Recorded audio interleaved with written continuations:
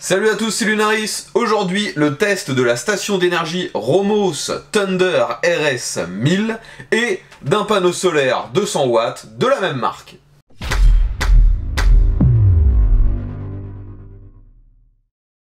Les amis, si vous suivez régulièrement mes tests, vous l'avez vu, il y a maintenant plusieurs marques qui m'ont proposé ce genre de produit, des stations d'énergie, ce qui permet d'avoir bien sûr de l'électricité de manière nomade. Là, on est sur un produit qui est finalement très comparable en termes de caractéristiques et de taille à celui que j'ai testé il y a quelques semaines de la marque Gressel. C'est une batterie avec un format relativement compact, elle ne pèse que 8 kg et au terme d'électricité, vous avez une possibilité d'avoir 1000 watts de puissance et la capacité d'énergie à l'intérieur est de 930 Wh. Vous le voyez, à côté de cette batterie, j'ai ici un panneau solaire qui est pliable. C'est un modèle, une fois de plus, qui est normalement destiné à un usage nomade. C'est un panneau de 100 watts divisé en 4 panneaux. Bien sûr, pour tester tout ça, je me suis mis en conditions réelles, donc je vous montre les images tout de suite. Donc première utilisation en extérieur de cette batterie Romos Thunder RS 1000 couplée avec le panneau solaire. Donc actuellement bien sûr le panneau est relié sur la batterie et donc il est en train de le recharger. Actuellement on est encore en hiver, le soleil est plutôt présent aujourd'hui, ce qui nous donne, vous allez le voir, une recharge à environ 50 watts, c'est ce qui est affiché sur la gauche.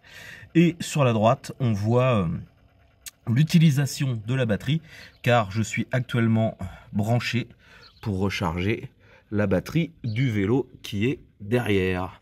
Donc on peut bien alimenter la station d'énergie en même temps qu'on l'utilise pour recharger ou alimenter autre chose.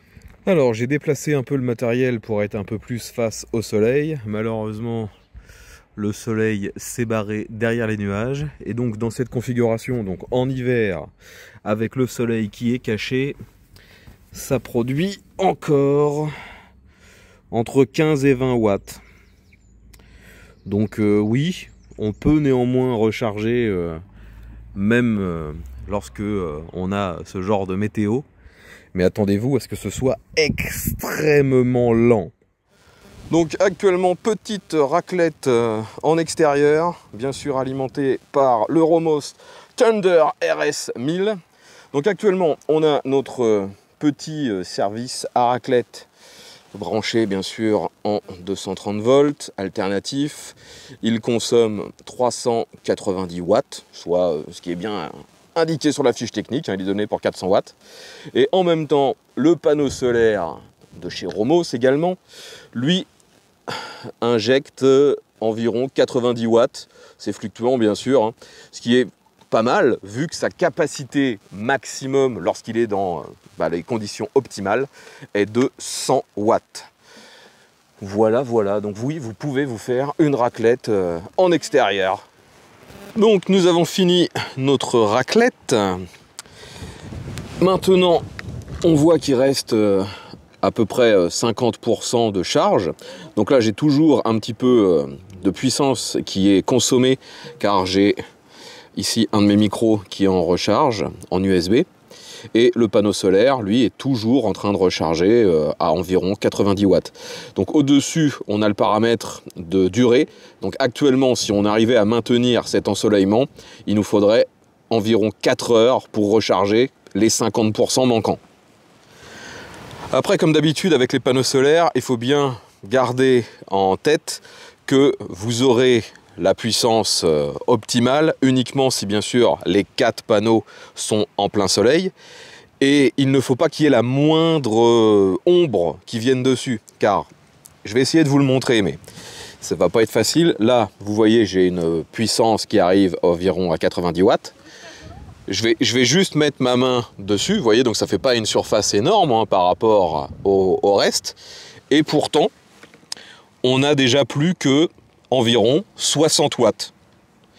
Donc ça baisse énormément avec très peu de zone d'ombre dessus. Donc il faut que ce soit impérativement en permanence en plein soleil. Donc afin de mettre cette batterie à l'épreuve, je vais brancher dessus mon petit lave-vaisselle de la marque Awa. Donc c'est un modèle qui consomme normalement jusqu'à 950 watts au max. Donc vu que cette batterie est capable de délivrer 1000 watts, même 2000 en crête, ça devrait passer sans trop de difficultés. Donc je mets le courant, on a bien 100%, j'allume les prises et puis c'est parti. Il ne me reste plus qu'à lancer le cycle de lavage. Donc normal.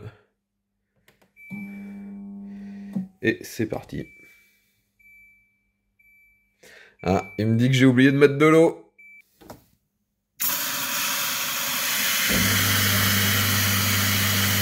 Donc le cycle de lavage est maintenant lancé. Et on peut voir donc que la puissance est de 965 watts. On nous indique au-dessus qu'on peut rester à cette puissance pendant environ 53 minutes. Lorsqu'on utilise cette batterie à haute puissance, on a la ventilation ici qui s'allume. Alors vous ne l'entendez très certainement pas parce qu'en fait mon lave-vaisselle est plus bruyant que la ventilation. Ça reste très discret. Donc finalement, vous avez pu voir qu'en termes d'usage, c'est très proche une fois plus à la Gressel 1000 que j'avais testé. Ça marche aussi bien, et je le redis, ce produit est moins cher. Et là, vous avez la possibilité d'avoir un panneau solaire plus la batterie pour à peine plus cher que le modèle que je vous ai présenté il y a quelques semaines. Et en termes d'usage, celui-ci fonctionne aussi bien, et vous avez en plus des LED d'éclairage. Alors, vous en avez une juste ici, et vous avez aussi une LED dans la poignée. Ça, ce n'était pas présent sur le modèle Gressel. Dans cette vidéo, vous avez pu voir que j'ai surtout utilisé les prises 230 volts, mais bien sûr, vous pouvez également utiliser cette station d'énergie pour recharger tout ce qui serait en USB. Vous avez les ports qui sont juste ici en façade. On retrouve également sur ce produit, juste ici, une zone à induction qui permet de recharger votre smartphone si bien sûr il est compatible avec ce type de recharge sans fil. Dernier point, vous retrouvez juste ici une prise type allume-cigare pour alimenter par exemple un petit compresseur ou un petit aspirateur qui aurait cette source d'énergie.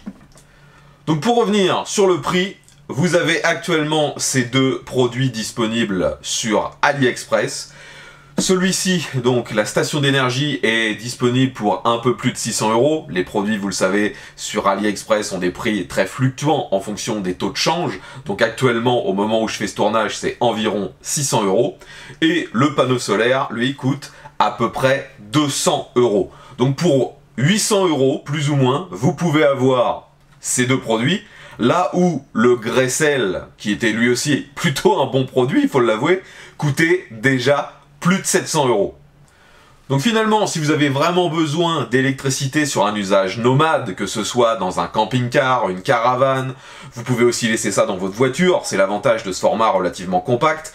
Vous pouvez éventuellement, bien sûr, le transporter en randonnée, comme j'ai pu le faire sur cette vidéo, mais est-ce que vous allez vraiment vous, prendre 8 kg pour la batterie, plus 5 kg pour le panneau solaire, juste pour un peu d'électricité? Faut vraiment que ce soit un usage ponctuel. Si vous êtes sur une grosse randonnée, jamais vous allez prendre autant de matériel, entre guillemets, inutile. Parce que vous n'avez pas forcément une utilité de 1000 watts lorsque vous êtes juste en train de faire une rando.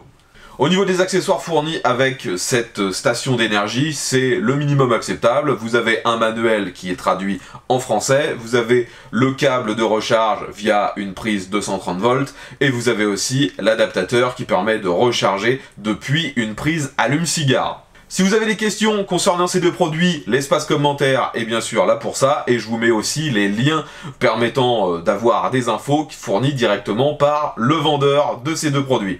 Comme d'habitude, je ne suis pas affilié avec cette marque ou à son revendeur, je ne touche absolument rien sur les ventes.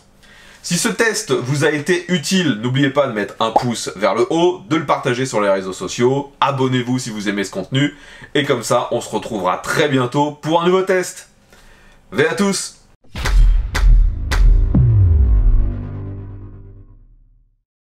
Finalement, avec ce format, je trouve qu'on est vraiment sur le bon compromis, le bon rapport espace, poids, capacité, puissance. Vous pouvez faire tourner 90% de ce qui peut être utile, et vous avez aussi la possibilité de le faire tourner pendant un peu de temps. Parce que c'est le problème parfois, vous trouverez des produits concurrents qui ont la même forme, peut-être pour un peu moins cher, mais souvent ils ont une capacité bien plus faible, et donc sont utilisables pendant très peu de temps.